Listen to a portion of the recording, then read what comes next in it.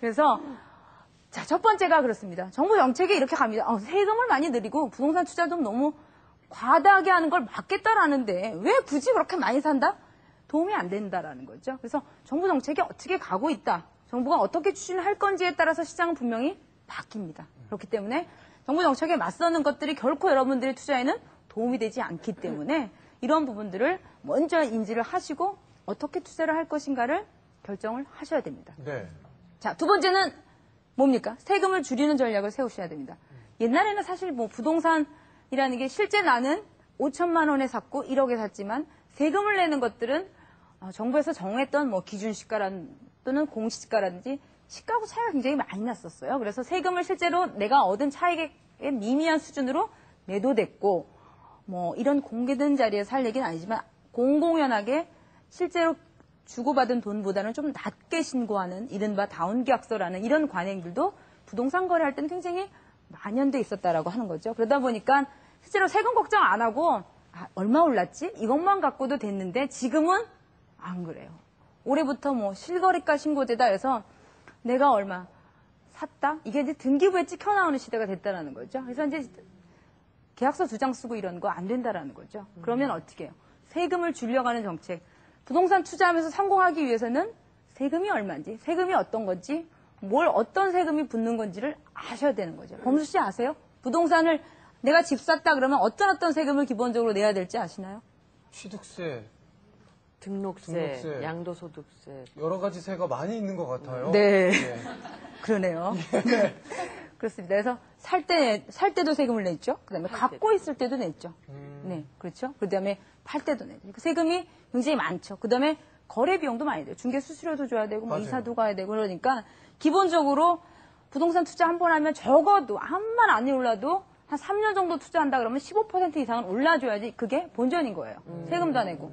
그러면 3억짜리 집 샀다라고 하면 4,500만 원, 5천만 원은 올라야지 제가 손해보는 투자가 아닌 게였거든요. 그렇기 때문에 이걸 자꾸 팔고 여러 개 사고 판다? 별로 이득이 아닐 수 있다라는 거죠. 주식하고 똑같네요. 그렇죠. 조금 기다릴 줄 알아야 되죠. 예. 자, 그래서 두 번째는 그렇게 정도로 정리를 하겠고. 자, 세 번째, 뭐 이런 얘기는 많이 들어보셨을까요? 개발 호재가 있는 지역에 장기 투자를 해라. 자, 여기서의 중요한 포인트는 뭐하고 뭐죠? 호재하고 장기. 네, 그렇죠. 그러니까 아무래도 부동산이라는 게 지금의 현황을 보면 뭐 삭막해요. 어떨 때 공사하는 데 가면 지금 판교 당첨자 발표 나고 뭐 굉장히 많은 사람들이 관심의 대상이 올해 모든 신문이 떠들썩하게 판교를 했지만 지금도 판교를 가보면 황량하죠. 저기 아파트가 설까? 뭐 이런 생각도 들고 교통 막히지? 뭐 이런 생각도 들죠. 그런데 네. 앞으로 3년 후의 모습은 굉장히 달라질 거라는 거죠. 과거에 분당을 개발할 때도 그렇고 부동산 좀 장기적 측면에서 투자를 해야 되는 거죠. 미래의 그림이 어떻게 될 것인가. 그렇기 때문에 앞으로 정부가 또는 시에서 어떤 개발 밑그림을 갖고 있는지에 대해서 여러분들이 좀 관심을 가질 필요가 있다는 거죠. 그리고 여기서 또 하나는 이거 팔고 좀 남았구나. 옮겨가고 보다는 장기적으로 그 개발의 밑그림들이 가셔야 되는 기간까지 내가 기다릴 수 있는 그런 느긋함이 필요해요. 그거는 내가 기다릴 수 있는 게 아니고 돈이 기다릴 수 있어야 돼요. 그럼 여기서 중요한 건 뭐냐? 네. 제가 은행에는 있지만 은행에 대출 많이 받아가시면 사실 은행은 좋지만 개인 투자 측면에서 너무 과다하게 대출을 받는다. 결국 그러면 지금처럼 금리가 높아질 수 있는 가능성이 높은 시대에서는 어떻게 돼요? 비용 부담이 커지고 실질적으로 그만큼 집값이 막 올라주지 않게 된다면 오히려 실제로 본인이 금융 부담 때문에 실질적으로 더 흔적자네요. 네, 파산의 위기까지 갈 수도 있기 때문에 그래서 경무시장에 나오는 물건들이 그런 물건들이 이유가 있는 물건들이 많이 있다는 거죠. 그래서 대출 비율 너무 많이 갖고 가시는 거 부담스럽습니다. 40%, 50% 수준 넘지 않는 수준에서 본인이 짊어지고 갈 수 있는 만큼의 금융비용만 갖고 가자라는 것입니다.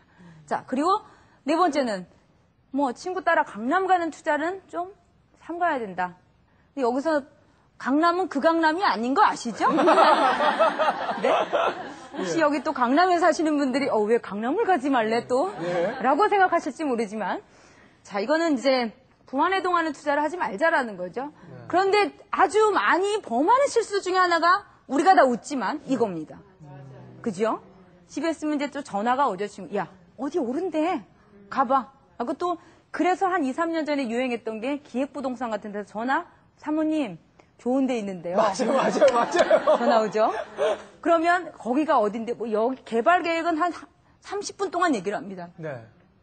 사무실에 나와 보시죠. 가보면 뭐 굉장히 뭐가 될 것 같은 막 지도 펴놓고 막 이렇죠.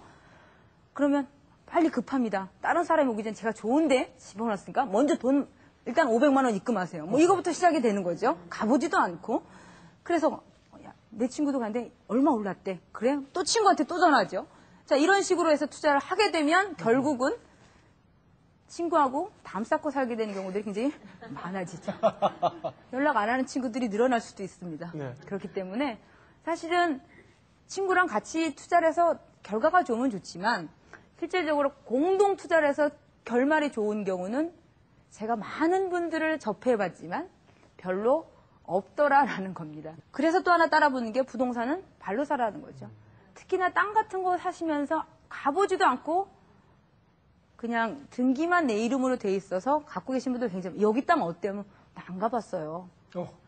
그래서 제가 한 번은 그 땅을 좀 찾아가 달라고 그렇게 요청을 해서 서산에 있는 땅을 찾아서 물어서 요즘에 그 최신식 기계로도 찾아지지 않는 임야였습니다. 그래서 찾아가 봤더니만 굉장히 넓은 5,000평이나 되는 땅이었는데 뭐 주인이 누군지도 모르고 마을 사람들이 길을 내가지고 잘 쓰고 있더라고요.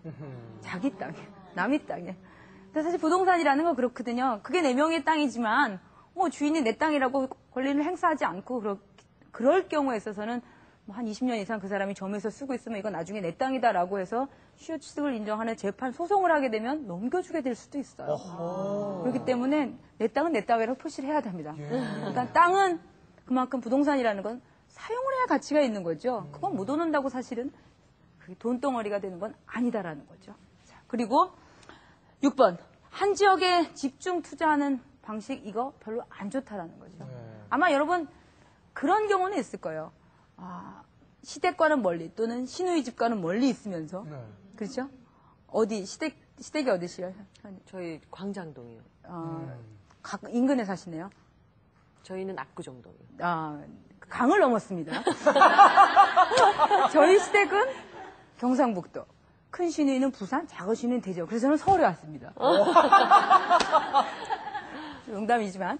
그래서 사실은 뭐 나름대로 그렇게는 포트폴리오를 잘 구성하면서 투자하시면서 어떤 경우가 있냐. 대부분 이제 내가 아는 지역 투자하는 게 편하거든요. 네. 그러다 보니까 야 우리 단지 진짜 좋아. 거기 오를 것 같아. 그러면 부동산 중개업소 전화 왔죠. 여기 몇 평 나왔어요. 그러면 나는 거기 살면서 또 하나 또 사고 한 단지에 제가 뭐 3개, 4개 갖고 계신 분들도 지역 유지가 되시는 거죠? 그렇죠. 예. 반상에 뭐 입주자 대표에 나가실 분이에요. 근데 그렇게 되다 보면 뭐가 문제가 생기냐면 이 부동산이라는 건 이제 경기 흐름이 있고 지역에 따라서 뭐 가격이 오를 수 있는 여건이 있거나 호재가 있을 때는 많이 같이 오를 수 있지만 또 그렇지 않을 수가 있잖아요. 최근같이 지방 경기가 침체기를 계속 거듭하게 되면 내가 지방에서 몇 채 갖고 있다라는 것 굉장히 족쇄가 될 수 있다라는 거죠. 그게 한 단지 내에서도 마찬가지예요. 그래서 어떤 단지, 어떤 지역에 특정 지역에 몰아서 막 투자를 하는 거 이런 거 별로 좋지 않다라는 겁니다. 그래서 지역별로도 이거는 포트폴리오를 나눠줘야 된다라는 부분이 있고요.